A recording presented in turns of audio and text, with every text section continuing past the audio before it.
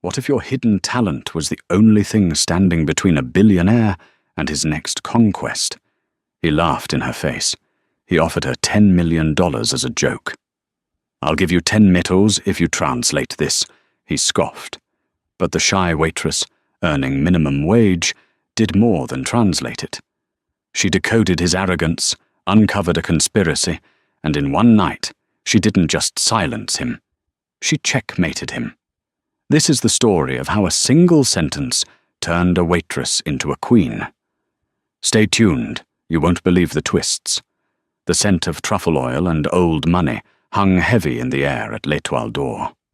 It was a perfume Amelia Vance had never gotten used to, even after 6 months of balancing $300 plates on her slender arms. She was a ghost in this world, trained to be invisible, silent, and efficient. Her black waistcoat was starched, her white apron pristine, and her expression carefully neutral. But behind her quiet, hazel eyes, a brilliant mind was drowning in student debt and family medical bills. Amelia was shy. Not painfully so, but she was a creature of libraries and lecture halls, not the Shark Tank of New York's elite. She'd been top of her class, a doctoral candidate in paleography and historical linguistics at Columbia, specializing in pre-romantic ciphers. Then her sister Clara got sick. The PhD was abandoned, and the mountain of debt became an avalanche. Now she served men who used words like acquisition and leverage as weapons. Tonight's weapons were being brandished at Table 7, the restaurant's most exclusive alcove. The man at its head was Julian Thorne. Even if you didn't know his name, you knew his type. His suit was a custom-tailored shadow, his watch was worth more than her apartment building, and his eyes, a cold Arctic blue, never seemed to blinks. He was the CEO and founder of Thorne Industries, a hydra of a corporation dealing in logistics, mining, and emerging tech. With him were 2 others, David Chen, his sleek, silent legal counsel, and Marcus Reed, a vice president whose entire personality seemed to be loud agreement. Amelia was refilling their water glasses, her movements fluid and practiced, when the conversation shifted. "Soloway is a dead end," Thorne said, his voice a low growl. He slid a high-resolution tablet across the polished mahogany table. "He's either a fraud or a coward. He claims it's unsolvable." "He is the foremost expert," Marcus offered weakly. He said the dialect is indeterminate. The dialect is a 15th century Basque variant, mixed with an alchemical cipher. "I know that," Thorne snapped, clearly disgusted. "But the cipher is the key. Without it, the Vena manuscript is just a pretty, useless relic. And Aperture Global is closing in on the Pyrenees site. They're blind drilling, but they'll get lucky eventually. I need what's in this now." Amelia froze. Her hand, holding the heavy water pitcher, paused for a millisecond. 15th century Basque variant. Alchemical cipher. Vena manuscript. It couldn't be. The Vena manuscript was a myth, a footnote in an obscure text she'd read for her abandoned dissertation. It was rumored to be the journal of a Rosicrucian alchemist who'd encoded the location of something. Most academics thought it was a hoax, like the Voynich manuscript, a beautiful nonsensical book. But she had disagreed. She had written a 40-page paper arguing that the few available fragments suggested it wasn't a language cipher, but a conceptual one. Not A-B, but water-mercury A-shift in the following stanza. Thorne saw her pause. His eyes narrowed. "Is there a problem?" Amelia's face flushed. "No, sir. My apologies." She moved to refill his glass, but Marcus, in his haste to agree with his boss again, gesticulated wildly. "Julian, we can find someone else. We just need time." His hand slammed into Amelia's arm. The pitcher didn't fall, but ice water sloshed over the side, splashing onto the table and the priceless tablet. Time stopped. Marcus looked horrified. David Chen closed his eyes, as if in prayer. Amelia felt the blood drain from her face. "Sir, I am so sorry. You," Julian Thorne hissed, his voice dangerously quiet. He grabbed a napkin and dabbed at the tablet, his eyes fixed on her. "You are clumsy. You are replaceable. Do you have any idea the value of the information you just spilled water on?" "Julian, it's fine. The device is waterproof," David Chen murmured. "That's not the point, David." Thorne's gaze was locked on Amelia, who was trembling, but also staring at the screen. The water had highlighted the digital script. She could see it, the precise script she had memorized. She whispered it, an involuntary breath. "It's not elemental. It's astrological. The key is the progression of Mars." The table went dead silent. Amelia clapped a hand over her mouth. She hadn't meant to say it. It was an academic reflex. Marcus Reed snorted. "What did you say?" Julian Thorne's head tilted. His expression wasn't angry anymore. It was amused, a dark, predatory amusement. He looked at her, truly looked at her for the first time, the shy, trembling waitress. "What did you just say, little girl?" Amelia swallowed. Nothing, sir, I apologize. I'll get a towel." "No." He held up a hand. He tapped the screen, zooming in on a line of intricate alien symbols. "You think you can read this? You? The waitress? What are you, a history buff? Did you take a community college class on the Da Vinci Code?" Marcus laughed, a loud, braying sound. Amelia felt a spark, a tiny, cold spark of anger that her shyness usually smothered. The arrogance of this man, the dismissal. He was mocking a subject that was her life's blood. "It's a Rosicrucian cipher," she said, her voice quiet but clear. "The Basque is a blind. It's meant to misdirect the translator. The real text is hidden in the lunar phases, marked in the margins. The V symbol isn't a V, it's the sign for Taurus, which means the corresponding passage is a fixed, earthly element. It's not a map, it's a formula." The silence that followed was absolute. David Chen's pen slipped from his fingers. Marcus's smile froze and slowly evaporated. Julian Thorne stared at her. His pupils were wide, like a shark tasting blood.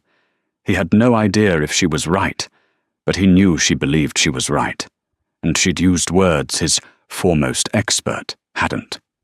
He began to smile. It was not a kind smile. Well, a genius in our midst. He leaned back, spreading his hands. A regular prodigy, hiding in plain sight, serving bread. He laughed, a sharp, barking sound that made the other diners flinch. "All right, prodigy, let's make a deal." He tapped the tablet. "You're so smart. You translate this. Translate this one page. Right here, right now. You do it, and I'll give you $10 million. He leaned in, his voice dropping to a conspiratorial whisper. "But if you're wrong, if you're wasting my time with your college girl fantasies, you're not just fired. I'll make sure you never serve a glass of water in this city again. I'll personally own your student debt. How about that?" It was a trap, a cruel, public joke. He was going to humiliate her, then have her fired. He wanted her to back down, to cry, to flee, so he could go back to his important business. Amelia looked at the tablet. She saw the script, and it was like music in her head. She looked at her sister's future, a grim, grey expanse of medical bills. She looked at Julian Thorne, a man who had everything and respected nothing. Her shyness was still there, a cold knot in her stomach, but the anger was warmer. "I don't have a pen," she said. David Chen, his face a mask of disbelief, slowly, mechanically, pulled a solid gold fountain pen from his breast pocket and held it out to her. Amelia took it. She reached for a clean linen napkin from the bread basket. "And the 10 million? I'll need that in writing."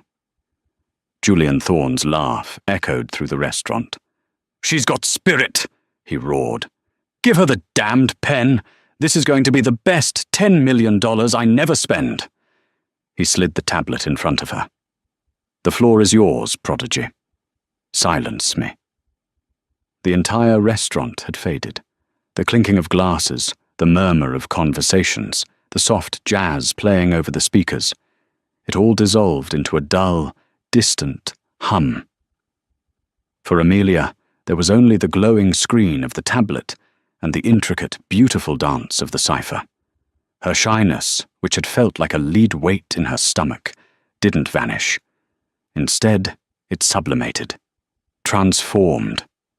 It was the same intense focus she'd always had, the state that made her shy in public, but a lion in the archives. It was the quiet of a deep-sea diver, descending into a world no one else could reach. Julian Thorne watched, his smirk still playing on his lips, expecting her to fail. Marcus Reed was already drafting a text to his friends about the insane waitress. David Chen, the lawyer, watched with a quiet, unreadable intensity. Amelia picked up the heavy gold pen. She pulled the linen napkin closer, its starchy crispness a stark contrast to the digital screen. She didn't write on the napkin. Not yet. She placed her finger on the screen and began to scroll, her eyes moving at a speed that defied casual reading. "You said 1 page," she murmured, more to herself than to him. "But you showed me the wrong page. The page you showed me. That's the appendix. It's a list of sources. Useless." Julian's smirk twitched. "What?" "Your expert, Dr. Soloway. He started at the beginning. He thinks this is a book. It's not. It's a laboratory journal." Her finger scrolled past diagrams of stars and plants. "He was trying to translate this line," she pointed. "He probably thought it meant, 'The Red King consumes the sun.' Alchemical poetry. But he's wrong. He's missing the key." "And you have the key?" Julian said, his voice losing its mocking edge, replaced by a sharp, cold curiosity. "The key isn't in the text. It's in the border." She zoomed in on the intricate filigree at the edge of the digital page. To the naked eye, it was just decoration. To Amelia, it was a data stream. "Here," she said, pointing. "This leaf is the symbol for Veneris, Venus, and this star is Scorpio. Venus in Scorpio, an astrological placement. It means the entire cipher on this page is compromised. It's designed to be read incorrectly." "A booby trap," David Chen whispered, leaning in. "Exactly," Amelia said.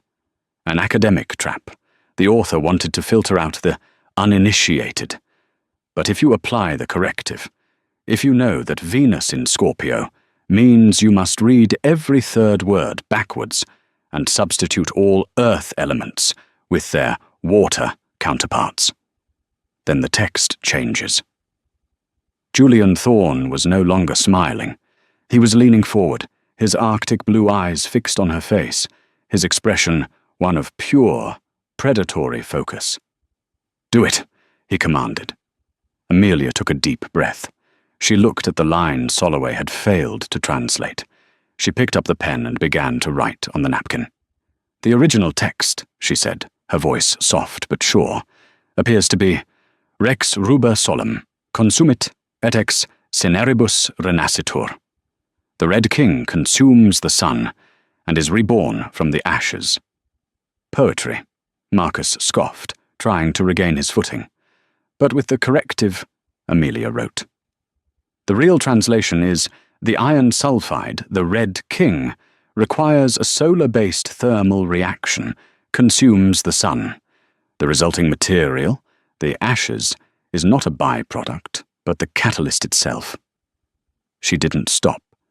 She moved to the next line, and the next, her hand flying across the linen napkin. The poetry melted away, replaced by technical specifications. The sleeping shepherd wasn't a man. It was a dormant volcano. The water that weeps stone wasn't a magic spring. It was a petrifying waterfall, indicating a high concentration of specific minerals. She was translating a 15th century geological survey and a guide to geothermal energy. And then she reached the final lines of the page. Her breath caught.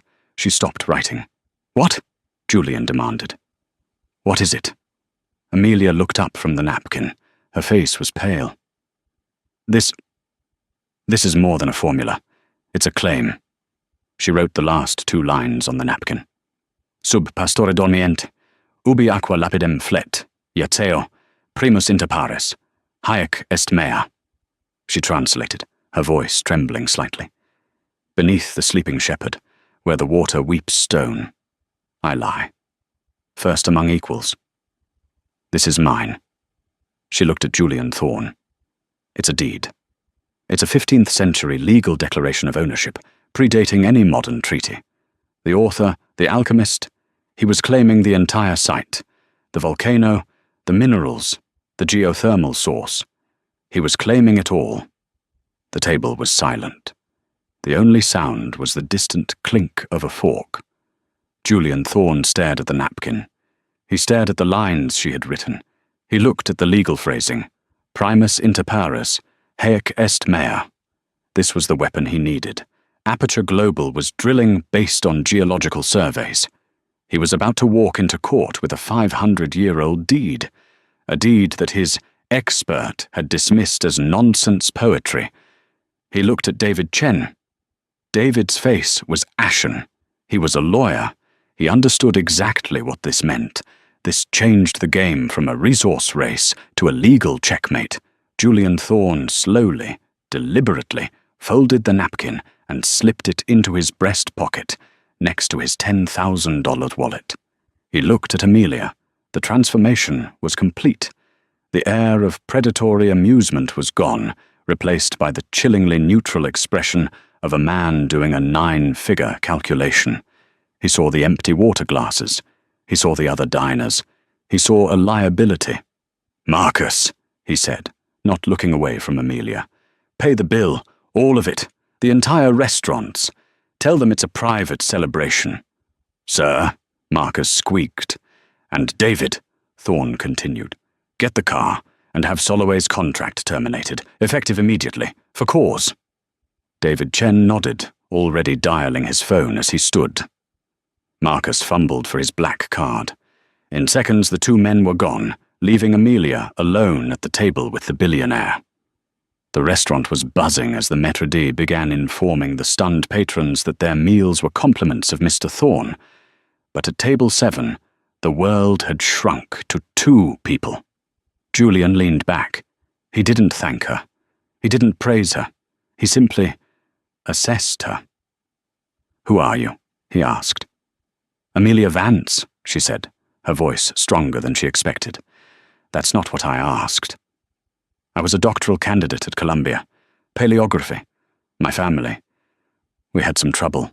I had to leave the program." "You speak 6 languages," he stated. It wasn't a question. 8, she corrected softly, "if you count Old Norse and the alchemical variant of medieval Latin." Julian nodded, as if this confirmed a private theory. "The wager," he said. $10 million. Amelia's heart hammered against her ribs. "Yes." "That was a joke," he said flatly, his eyes like chips of ice. "A figure of speech. Public bombast.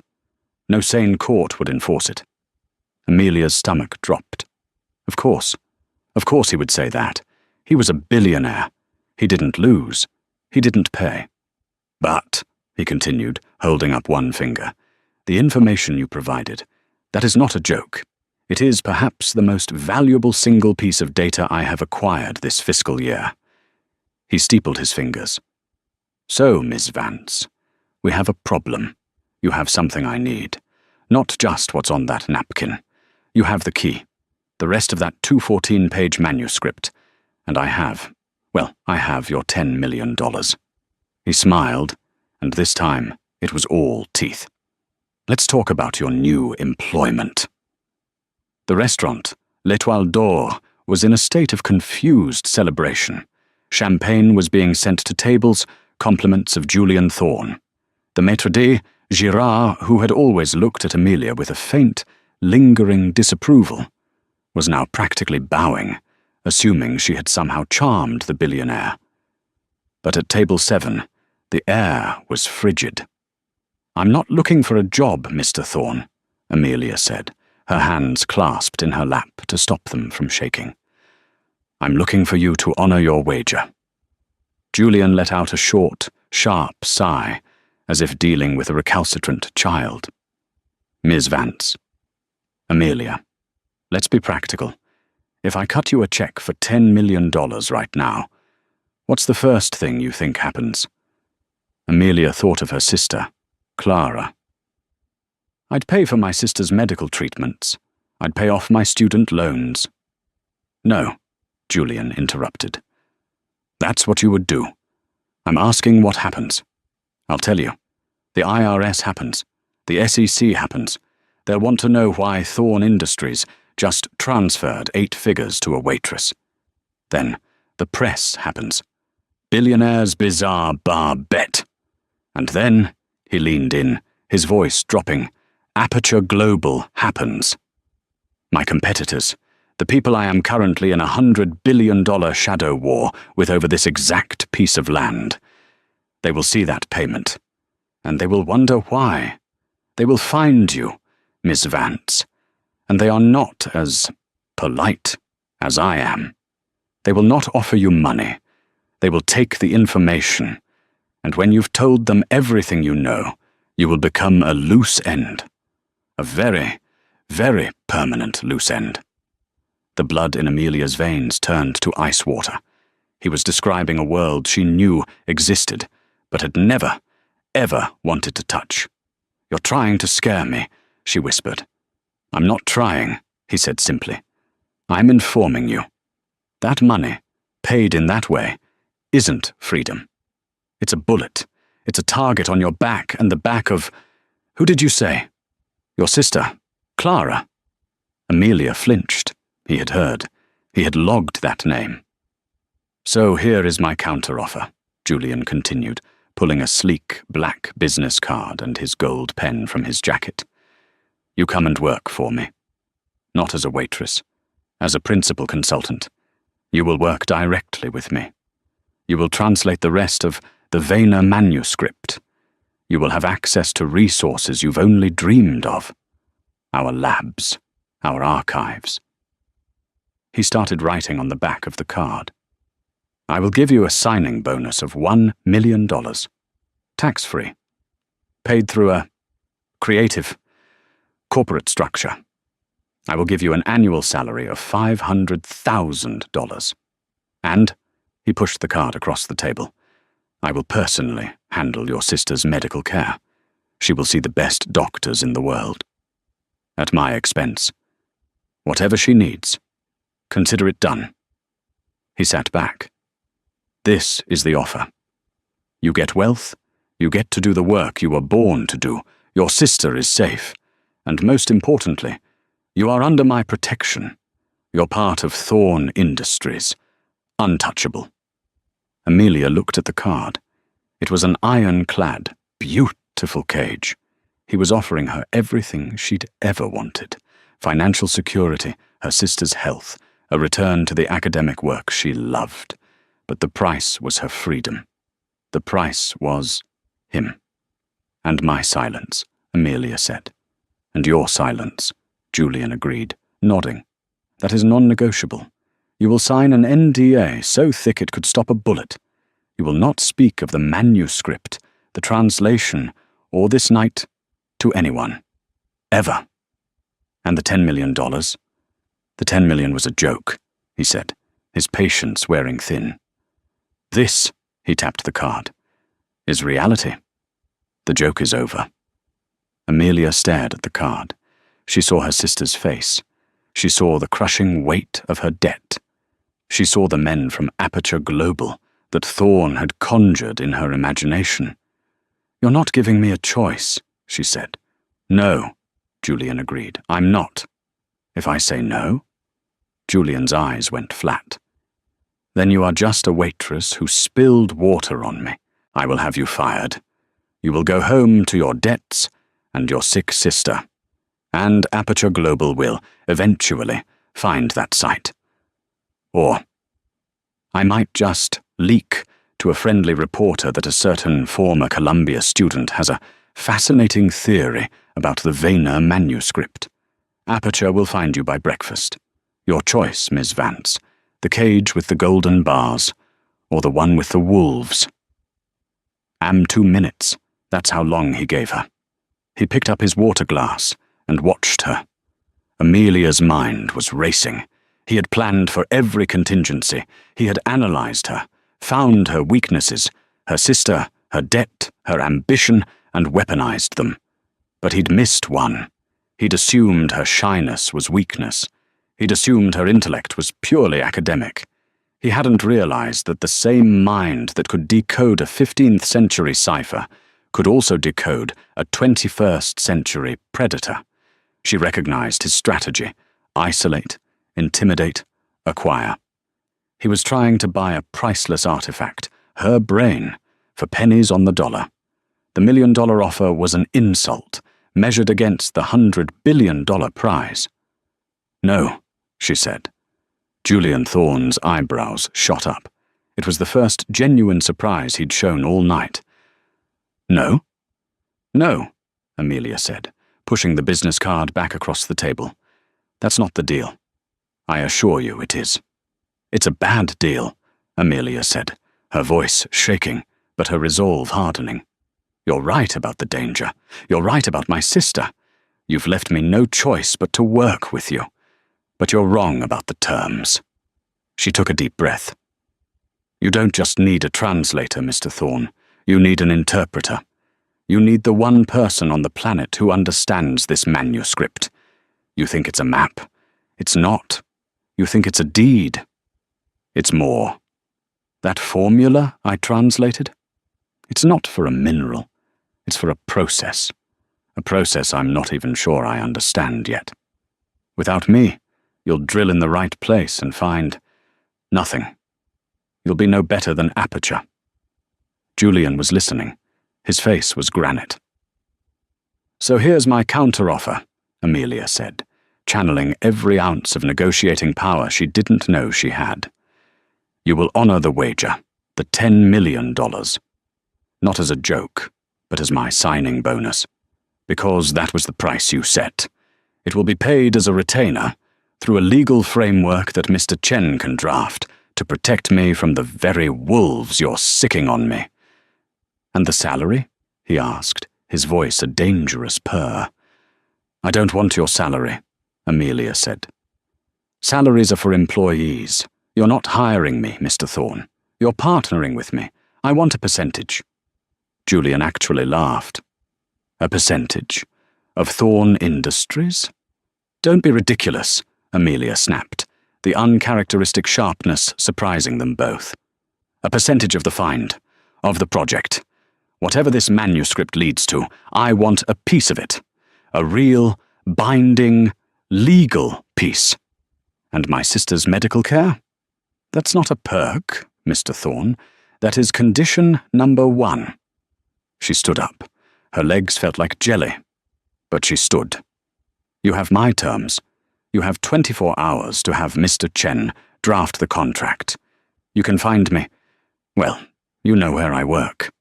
She turned to leave. You're fired. She stopped, her back to him. Gerard, Julian called out, and the maître d' came running. Miss Vance will be leaving. Her employment here is terminated, effective immediately. She bothered me. Gerard looked, horrified at Amelia. Miss Vance, get your things! You are disgraced! Amelia closed her eyes. She had known he would do that. It was his last, petty power play. She turned around. She looked Julian Thorne dead in the eye.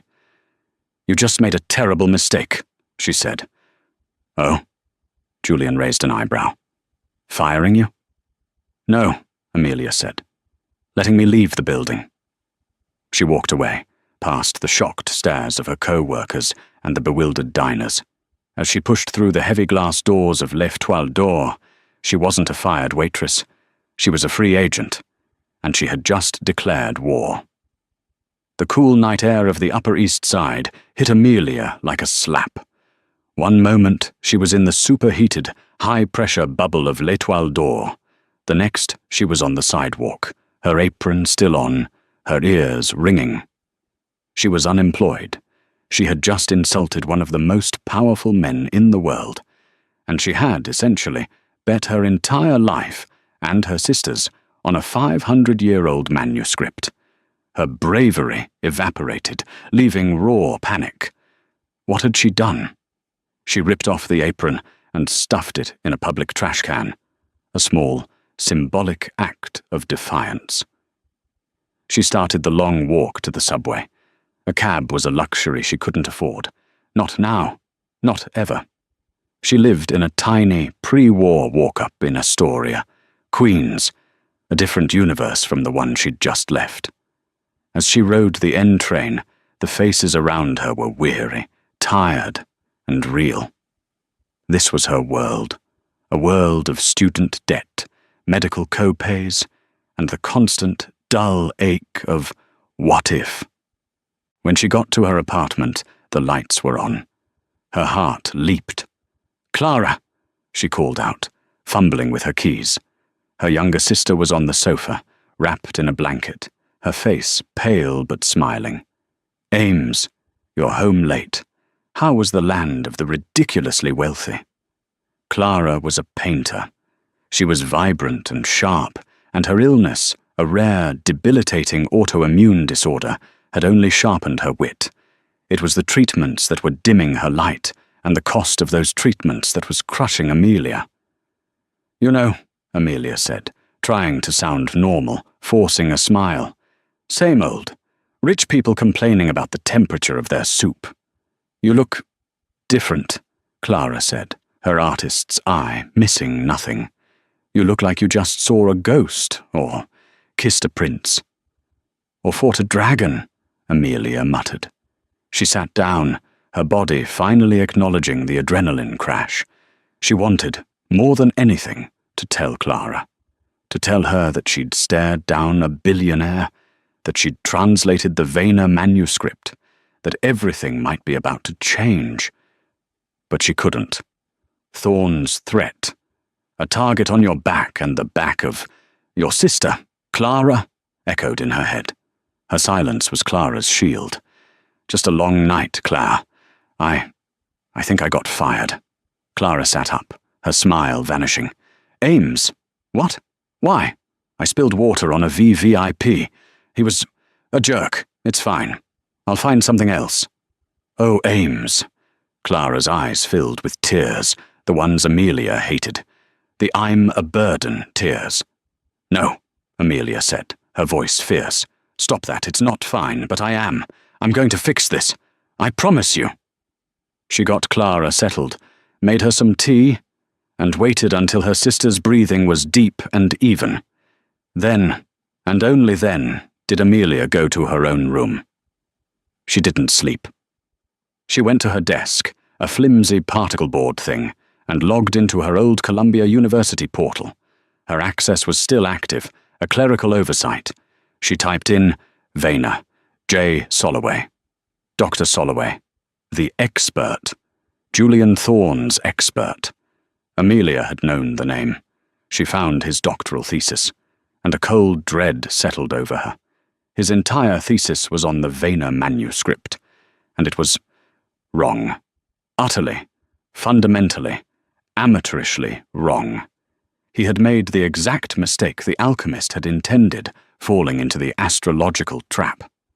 His entire career was built on a mistranslation, but that wasn't the scary part.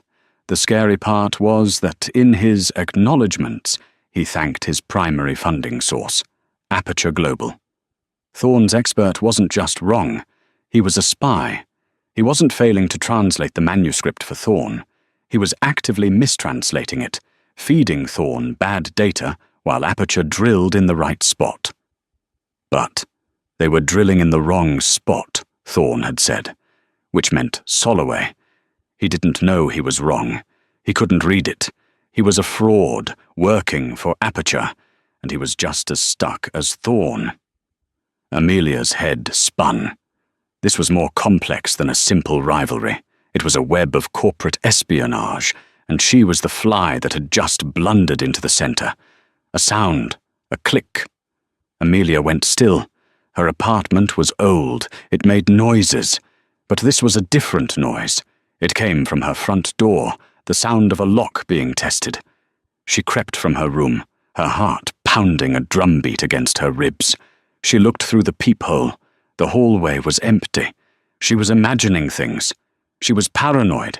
Thorne had gotten in her head. She went back to her room, but the fear was a cold, physical thing. She checked the locks on her window, and as she looked down at the street, 4 stories below, she saw him, a man, standing across the street. He wasn't in a car. He was just standing, under a streetlight, dressed in a dark suit, nondescript. He was looking up, not at her building, at her window. He saw her move. He didn't hide. He just tilted his head. It wasn't Thorne's man.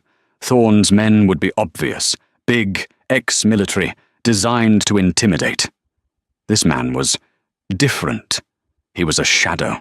He was the kind of man who followed you, who listened to your calls, who clicked your locks. He was Aperture. Julian Thorne was right. The wolves were here, and they had found her before breakfast. Her phone buzzed, making her scream. It was an unknown number, a text. Your 24 hours are up, Miss Vance, but the terms have changed. You are no longer a potential asset. You are a liability. I have a car 2 blocks away, at the corner of 30th and 34th Ave. You have 5 minutes to get in it.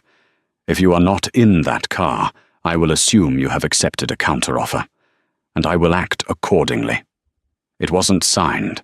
It didn't need to be. He had fired her to set her adrift, to make her vulnerable, to let the wolves find her, to show her exactly what she had refused. He was showing her, in real time, the choice, the cage with the golden bars or the one with the wolves. But he had miscalculated. He thought he was showing her the wolves. But he had also just shown her the wolves' location. He'd confirmed the man on the street was not his. Amelia grabbed her laptop. She grabbed the file on Soloway. She texted back. I'm not coming to you. You're coming to me. New York Public Library, Bryant Park. 1 hour. Come alone. Or your expert, Dr. Soloway, has a very interesting conversation with the SEC and Aperture Global's board. Your choice. She hit send. She grabbed her keys, her sneakers. She looked at Clara, sleeping peacefully. I will fix this, she whispered. She slipped out the back entrance of her building, a fire escape she'd never used. The man on the street didn't even see her go. The shy waitress was gone. The game was on. The Rose Main reading room of the New York Public Library is a cathedral of silence. It's a vast, cavernous space where the only sounds are the rustle of turning pages and the soft tapping of keyboards. The ceiling soars, painted with murals of ethereal clouds. It's a public space, but one that demands reverence. Amelia chose it for a reason. It was public, a safe space, brightly lit and full of witnesses, but the enforced silence meant there would be no shouting, no bombast, as Julian had called it. Here they would have to whisper. And in a whisper war, Amelia knew her quiet intensity gave her an advantage. She sat at one of the long oak tables, her back to a solid wall. She'd arrived 30 minutes early, watching the entrances. She saw him arrive. Julian Thorne, in this setting, looked like a panther in a monastery. He was a creature of steel and glass, and the old-world wood and brass seemed to repel him. He wore a dark, perfectly tailored suit, but no tie. He was not here for pleasure. He was alone, as she'd demanded. He scanned the room, his eyes, so used to commanding boardrooms, now having to search for her. She didn't wave. She just watched him. His eyes finally found hers. He didn't smile. He just moved toward her, his walk a predator's glide. He sat down opposite her. A librarian, a stern-looking woman with glasses, immediately walked over. "Sir, I'm sorry, but there's no talking in this section." Julian Thorne looked at the woman. He was probably unused to being shushed by anyone. He was about to speak, to buy the library perhaps, but Amelia cut him off. "It's all right," Amelia whispered, her voice perfect for the room. "He's my tutor. We're working on a translation." The librarian gave Julian a suspicious look, but was placated by Amelia's academic demeanor. She nodded and moved away. Julian stared at Amelia. A slow, dangerous smile touched his lips. "A tutor. Very clever, Miss Vance. You've been busy." "I found your wolf," Amelia whispered, getting straight to the point. "The man outside my apartment. Not yours. Aperture's. You set me up." "I gave you a choice," Julian whispered back, his voice a low, gravelly rasp. "You chose. Poorly. You were supposed to be scared. You were supposed to call me, begging for the cage. Instead, I found this." She slid her laptop across the table and turned it. On the screen was Dr. Soloway's thesis. Julian glanced at it. "Soloway. My failed expert. He's irrelevant." "He's not your expert. He's theirs," Amelia whispered. "His entire doctoral thesis was funded by a shell corporation that traces back to Aperture Global's R&D division." Julian's eyes narrowed. He read the acknowledgement page. His jaw visibly tightened. The panther was coiling. "He's a mole," Julian stated. It wasn't a question. "He's a fraud," Amelia corrected. "And a bad one. He's been feeding you bad translations because he can't read the manuscript. He's just as stuck as you are. He's been telling you to drill in the Eastern Quadrant, hasn't he? Because he mistranslates Occidentum as hidden instead of West." Julian's silence was all the confirmation she needed. He had been spending hundreds of millions of dollars drilling in the wrong place, all on the word of a rival's spy. The level of his fury was a tangible thing, a cold heat radiating across the table. "So," Julian whispered, his voice terrifyingly calm, "you've proven you're smart. You've proven my entire intelligence division is incompetent. What is it you want, Amelia? To rub my nose in it?"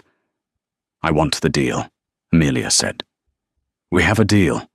1,500,000 and your sister's life." "That deal is off the table," Amelia said. "That was the deal you offered the waitress. You're now negotiating with the only person on Earth who can save your $100 billion project from your own spy." She took a deep breath. "Here are the new terms, and they are not negotiable." She slid a piece of paper across the table. She had written them down. 1. $10 million, paid in full by wire transfer within 24 hours. Not as a retainer, as a consulting fee for services already rendered. My silence on Soloway. Mr. Chen can build the legal fortress. I don't care how, that's his problem. 2. My sister's medical care, all of it, effective immediately. She's to be moved to the Shepherd Center, with Dr. Aris Thorne's top specialist. Julian's head snapped up. Dr. Aris Thorne was his reclusive, brilliant cousin, the one positive thing his family name was attached to. "How do you know about—" "I do my research," Amelia whispered. "I'm not the only one in my family who's smart." 3. I don't want a salary. I don't want to be your partner. I am a consultant. You will pay me a fee of $100,000 per translated page. There are 213 pages left. Julian's eyes went wide. He was about to speak. That's $21,300,000. Amelia did the math for him. A bargain, considering what's at stake. And it's per page. You get the translation, I get the payment. A simple transaction, no percentage, no partnership. 4. I do not work for Thorne Industries. I work at Thorne Industries. I am an independent contractor. I will require a lab, a full security detail, and 24/7 access to the manuscript's digital files. My security detail will report to me, not your head of security. Their job is to protect me from Aperture, and, if necessary, from you." Julian leaned back. He looked at the paper. He looked at Amelia. He was utterly, completely silent for a full minute. The only sound was the rustle of a page from a librarian 2 tables over. He was calculating. 10 mPH, 21 security, plus medical. A total of, perhaps, $35 million. "That's a lot of money for a tutor," he finally whispered. "It's a rounding error for what you're about to gain," Amelia said. "And it's the price of your failure. You failed to see Soloway. You failed to see the manuscript's value. You failed to see me. My price is high because your mistakes are expensive." A slow smile spread across Julian Thorne's face. It was the first genuine, non-predatory smile she'd seen. It was a smile of pure, unadulterated respect, the smile of one shark recognizing another. "You're a monster, Ms. Vance," he whispered. "I'm a linguist," she whispered back, "and I'm protecting my sister." "My security detail," he countered, pointing to item 4. "They will report to me. That is non-negotiable. I cannot have an independent army in my own building. I will protect you, but I will do it my way." Amelia considered. It was a sticking point, but he was right. It was his fortress. "Fine," she conceded, "but I want Harris." "Harris?" "The man on your security detail, the one who's ex-Mossad, the one who actually saw the man from Aperture. He's smart. The other one, Lang, is a meathead. I want Harris as my personal detail." Julian was stunned. "How in God's name do you know the names of my security team?" "I told you," Amelia said, starting to pack her laptop. "I do my research." Julian Thorne started to laugh, a quiet, terrifying, shoulders-shaking laugh, which he had to muffle into his hand to avoid attracting the librarian. "This is going to be fun," he whispered, his eyes gleaming with a new, dangerous light. He picked up the piece of paper. "Have Mr. Chen wait." "No, you go to Mr. Chen. He's in the car. He's been in the car this whole time." "You didn't come alone." "Of course I didn't come alone," Julian scoffed. "Give this to David. Tell him to make it iron. He'll know what that means. And, Amelia," she paused, "welcome to Thorne Industries." The next 4 weeks were a blur. Amelia was extracted from her old life like a tooth. One day, she was in a crumbling Astoria walk-up. The next, she was in a sterile, ultra-modern penthouse apartment on the 80th floor of the Thorne Tower, connected by a private elevator to her new lab on the 79th. Her lab wasn't a lab. It was a fortress. The walls were a foot thick, the glass was bulletproof, and the air was filtered. Her security, led by the quiet and watchful Harris, was absolute. Clara was moved to the Shepherd Center, and for the first time in years, Amelia saw color in her sister's cheeks. The gratitude and relief were so overwhelming, it almost made her forget she was living in a gilded cage.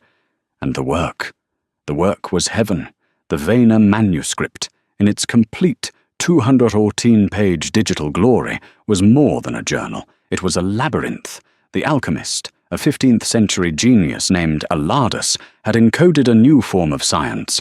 Amelia's initial translation was correct, but it was just the first layer. The geothermal energy she'd seen wasn't just about heat. Relatos had discovered a unique geological formation in the Pyrenees, where certain minerals, when subjected to specific geothermal pressures, created a self-sustaining, clean energy reaction. It wasn't just a mine. It was a battery, a perpetual, planet-scale battery. The deed wasn't for the land, it was for the process. She worked 18-hour days, sleeping on a cot in her lab, fueled by coffee and the thrill of the chase. She sent her translations to Julian, page by page, and as she did, the wire transfers appeared in her account. $100,000. $100,000. $100,000. Her bank account, which had once flatlined, now looked like a telephone number. A strange, sterile partnership formed between her and Julian Thorne. He would appear in her lab at 3 a.m., his suit rumpled, his eyes bright with an almost manic energy. "Page 47, he would growl. "The silver serpent. Is it a river? Is it a metaphor for Mercury?" "It's an aqueduct," Amelia would reply, not looking up from her screen. "He built an aqueduct inside the volcano to channel the petrifying mineral water. He's using it to build the reaction chamber." Julian would just stare at her. He built it 500 years ago. "He was a genius," Amelia said, "and you're about to steal his work." "It's not stealing, Miss Vance," Julian said, pouring himself a coffee. "It's honoring him. We are the only two people alive who understand what he did. We are his heirs." This was the new dynamic. He had started calling her Amelia. He had started using the word we. Amelia remained Ms. Vance. She remained distant, but it was hard. He was the only person she could talk to. He was brilliant, ruthless, and he saw her as an equal. The shyness was still there, but her confidence, born of her work, was a shield. Then David Chen arrived. The quiet, sleek legal counsel. He had drafted her contract, a masterpiece of legal protection, and she hadn't seen him since. He appeared at her lab door one evening, his face grim. Harris, her bodyguard, tensed. "I have a meeting with Ms. Vance," David said. "It's not on the schedule," Harris replied. "It's all right, Harris," Amelia said. "Mr. Chen is family." David entered, and the door hissed shut. He looked at the walls, covered in Amelia's notes, diagrams, and translated script. "He's going to betray you," David said, his voice flat. Amelia stopped writing. "What?" "The contract. It's perfect. Your payments are secure. But you're missing the long game. You're translating the how to build it, how to activate it.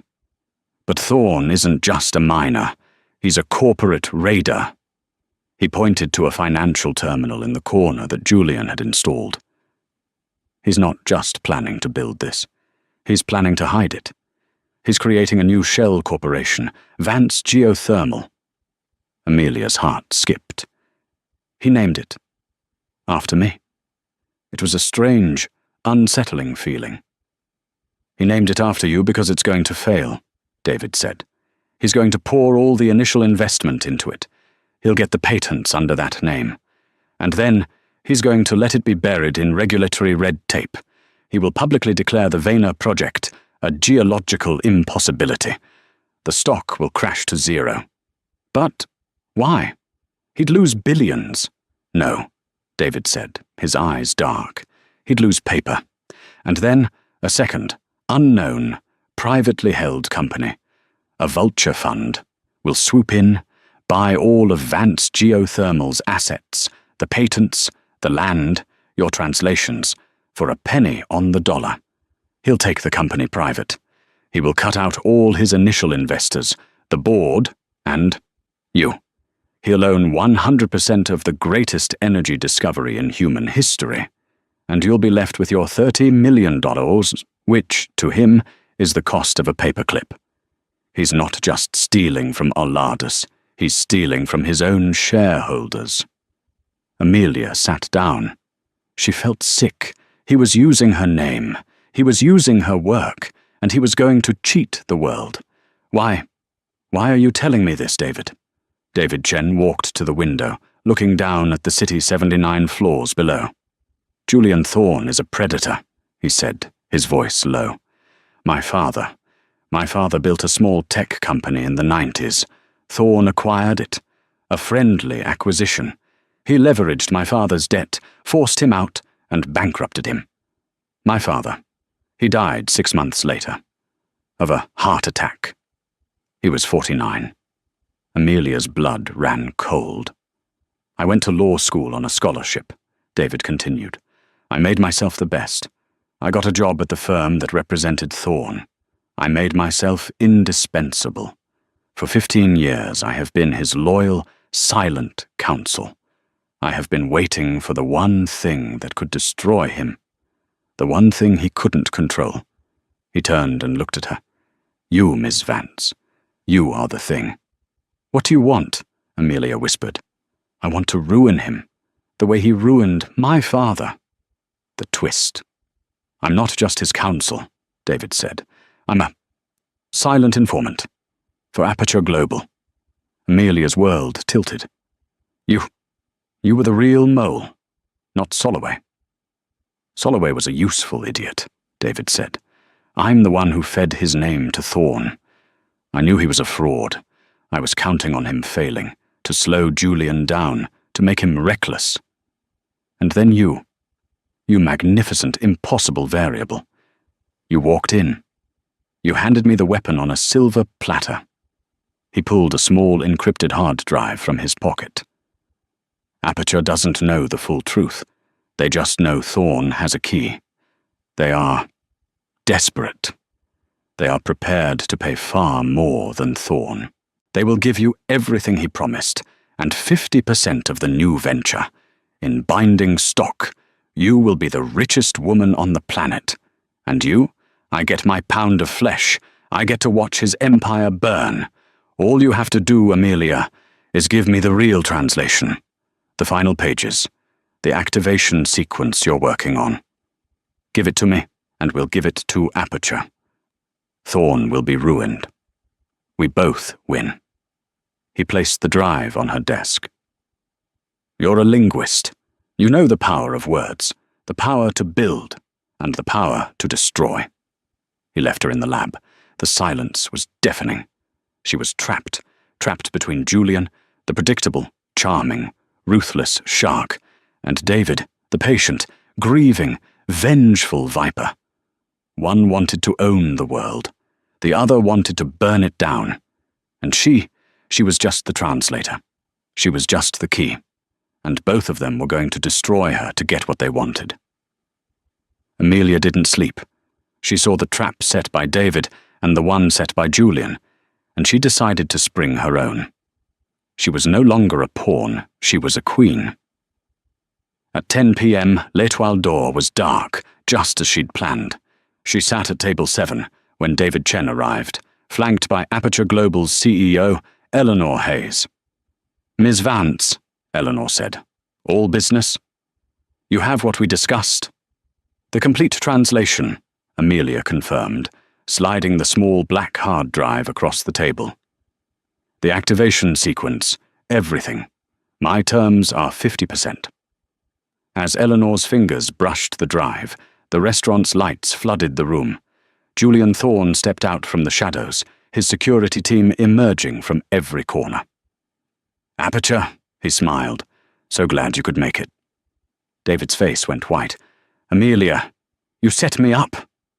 No, Amelia said, her voice cold. You set yourself up.